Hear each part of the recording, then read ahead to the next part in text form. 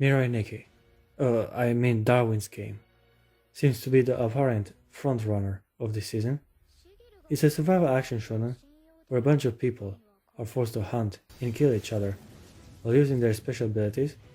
勝てば殺せばあなたは生き残る Now, despite the mature and decent looking protagonist, this anime is more or less a copy of Future Diary. I mean, they use phones to locate each other, they have one granted special skill, and the main character has some crazy, almost yandere chick fall in love with him. Damn, even the structure of the first episode is so dangerously similar with the one from Mirai Nikki that it is kinda painfully obvious how similar these two titles are. Some weird looking fellow corners the protagonist using a tracker from his phone and forces a confrontation in an unpopulated building. Anyway, anime is growing up, more or less. Shows nowadays try more often to pander to an older than teen audience. They are still shonen, but have a more mature approach to otherwise standard anime tropes. I like how the blonde, soon to be yandere chick, wants to start a family with the main character. 私と家族を作って Usually women become servants or slaves to the MC in these type of shows. What is my brother to you?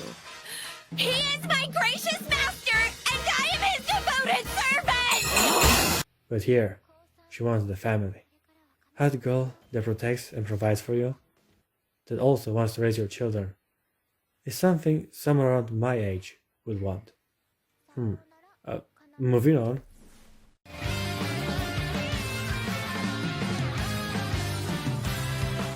Speaking of taking a bit too much inspiration from others, let me mention the show called Plunderer.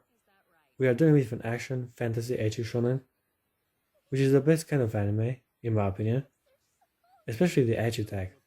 I'm glad to see that one associated with a popular entry of this winter season. What do I want more? Food, pleasure? Gosh, it's so hard to know. They all have their own very convincing arguments. In a post-apocalyptic world dominated by the so-called numbers, each human has his identity branded with his own count, which basically means that every person around has a certain number placed at random on their bodies, which increases accordingly with a certain variable which is different for each individual. From the moment we're born, every single person is obligated to count something specific. However, if your count has dropped to 0, then you will be sent to the abyss, which is a rather unpleasant and lethal experience. The main character seems to be an innocent, naive feminine girl that is searching for a legendary warrior. Her name is Hina, and on her journey, she encounters a degenerate pervert that at first tries to unsuccessfully molest her. Later on, this dubious-looking fellow saves her from another better-looking guy that also wants to molest her. Wow. Storytelling at its best, folks. Now, there are some similarities with the Seven Deadly Sins. You mean this, right? Consider that the female main character finds a pervert that proves to be a total badass, just like Elizabeth encountered Meliodas, the Sin of Wrath. I like how the degenerates are becoming heroes, and this half-masked swordsman named Licht seems to be a surprisingly handsome guy. I can only hope that we will get more fan service as the show goes on, because the first episode barely had anything worthy of the ecchi tag.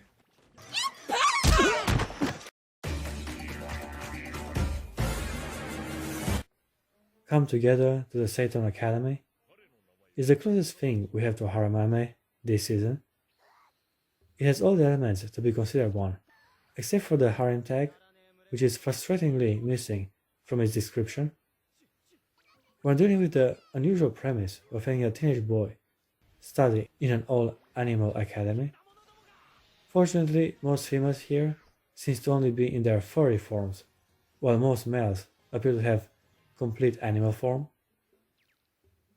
This is great, less competition for the main character, and more females to grope.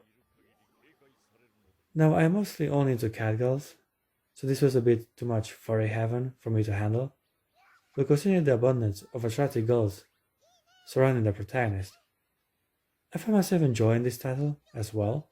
There's also a female human at this school that embodies the timid, feminine girl archetype. マザマゼン君だよね。 While a lot of guys like exotic, energetic, and cheerful girls, there's also a solid fan base for frail and insecure hotties that for some reason are dangerously similar in their appearance. Odenara, Sarenji, Ichigo, and now Hino Hitomi from Seiton Academy, to name a few. Oh yeah, nearly forgotten to mention that Mazama Jin, the protagonist of the story, is an animal hater. His grade must be quite rotten. Wow, you must have gotten a pretty rotten grade, huh? The overall story revolves around Mazama trying his best to impress Hina Hitomi, also having to deal with the energetic and dangerous Lanka, the jealous and obnoxious lolly wolf furry. お前を私の群れに入れてやる。はキラッともっとシャイニーハッピーデイズ。本日も始まりです。 And the furries keep on coming. As this winter season, we're being blessed with the cat girl heaven known as Nekopara. From what I know, this franchise is based on visual novels that end with some interesting, happy endings. そうだよね。何にもおかしいことないよね。As specified before, I love cat girls, but I'm not so sure that focusing completely on this gimmick will result in a masterpiece. Nekopara seems to be more or less a slice of life kind of show, with a rich variety of cute girls of all shapes and sizes that surround our lucky protagonist. Minazuki is a young man that somehow manages to open his own candy shop, where he can indulge himself in all manner of sweets, including women.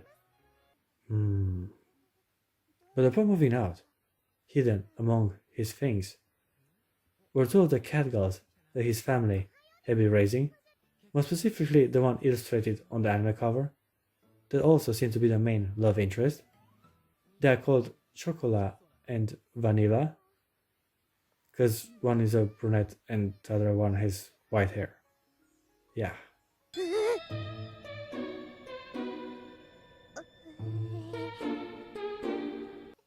You can already guess what kind of show this is. Very original indeed, and skillfully structured, as the cat girls in the show also wear maid outfits as they work for the main kata. I love it.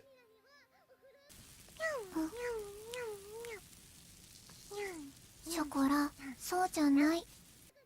The first episode tries its best to introduce every cat from the harem, yet more screen time needs to be accorded to each and every one of them for me to choose my waifu. Also, it's kind of funny how the company adapting the Nekopara TV series is called NekoWorks. Yeah, this was destined to happen.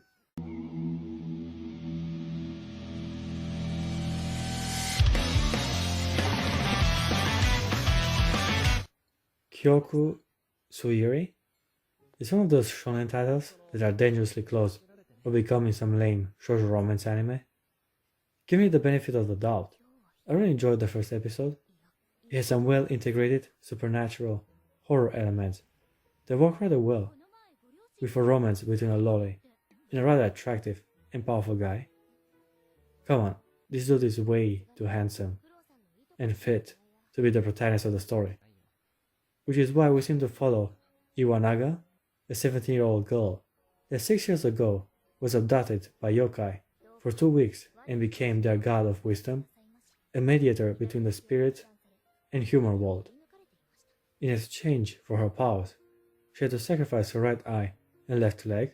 The anime already sounds incredibly interesting, and I do appreciate how this dramatic change hasn't stopped Kodoko from pursuing her feelings and making a move on an older attractive guy in hopes of getting married with him one day.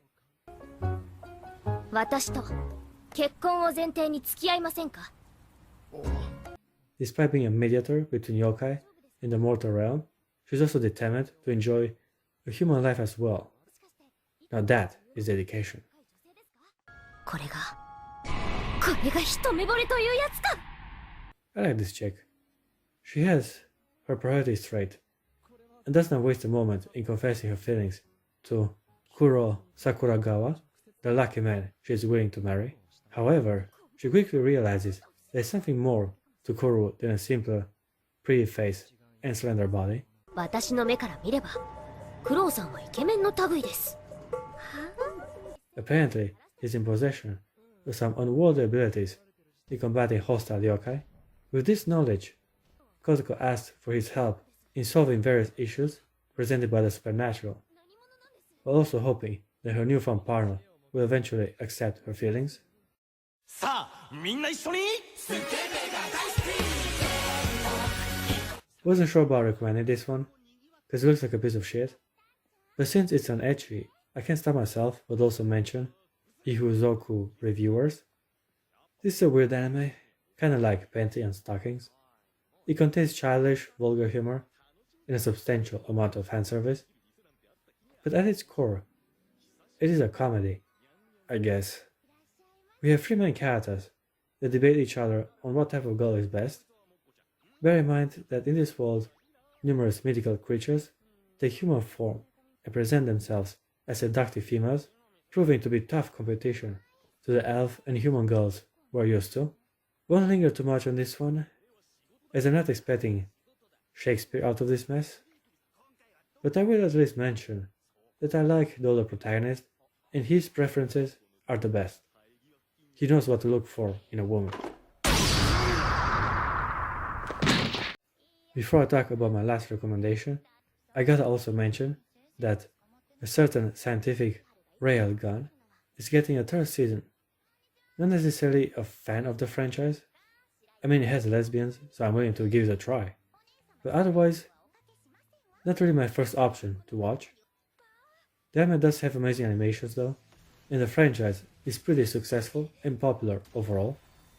And before I get any complaints, yes, I acknowledge that Maho Shoujo Madoka is also getting a new entry.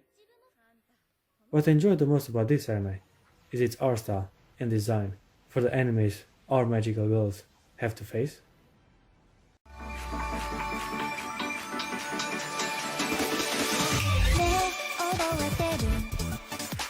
Hatena Illusion is another ecchi on the list, but this one definitely has a more promising premise. I guess it is magic, as main character gets reunited with his childhood friend and gets introduced to a world of sorcery and illusion. Now again, the main reason I was interested in this title was for the promise of fanservice, but to my sorrow, there ain't any in the first episode to begin with. Winter Anime ain't playing fair, as it keeps on advertising ecchi while delivering only small, modest quantities of it. I did however enjoy how Hatena mistook the protagonist for a girl and got really close and personal to him right from the beginning. This only made the moment of truth even more funny to watch. ない。あれ？嘘。あなた誰？ Which I admit was the best moment from the episode. Otherwise, we have a pretty hot maid and a blonde little sister, so I guess there's enough of interest for me to come back for.